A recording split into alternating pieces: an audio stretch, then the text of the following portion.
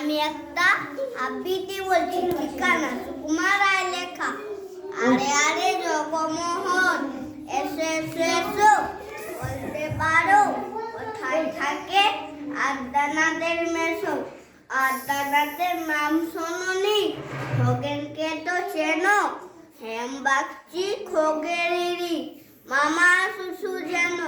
হেমে জামাই কেষ্টমোহন, তার যে বাড়িওয়ালা, কি যেন নাম ভুলে গেছে, তারই বাবার শালা, তারই বিটের খুঁট্টু সবাই।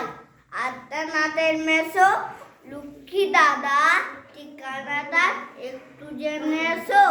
ঠিকানা যাও বলছি শোনো, আমলাতলার মোড়ে তিন মুখোটির রাস্তা গেছে, তারই একটা ধরে চলবে সিজে নাক বরাবর, ডান দিকে চোখ রেখে।